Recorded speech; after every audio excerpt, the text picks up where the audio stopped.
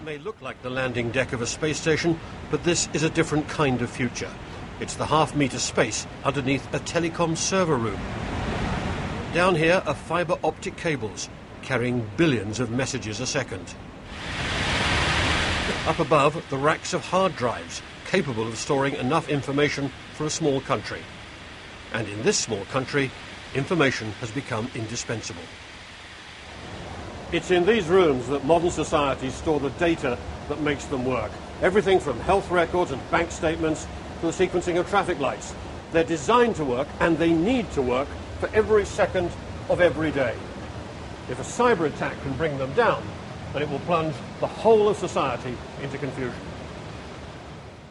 That happened 2 years ago, when during a dispute with Russia, websites belonging to government, banks and newspapers were crippled with an information overload.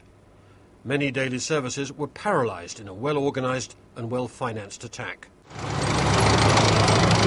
The same pattern was repeated last year, when Russian tanks and troops clashed with Georgia. NATO believes there's a direct connection, and that targets and techniques in Georgia were refined by the experience in Estonia. In that case, of course, this was a major step forward, since it was a really joint operation, including air, land, sea and cyberspace operations. So were you a test bed for the cyberspace operations? I think so. NATO's response was to set up a cyber defence centre. Its public face advises on protection against electronic intruders, whether terrorists, criminals or governments. But on its secret side, it analyses the pattern of the probes made daily against NATO's cyber defences. It's the shape of future warfare. If there is possibility to do and start your preparations and action over network, why you should engage your conventional forces, which is much more expensive, logistic is very difficult, and if you're able to break through, collect information, find your enemy's weakest point over network, I would certainly do it.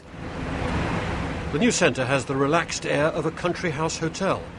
The firepower is intellectual, but it's surrounded by barbed wire and legal minefields about how and when it's legitimate to retaliate against an enemy identified only by an internet address. Brian Hanrahan, BBC News, Estonia.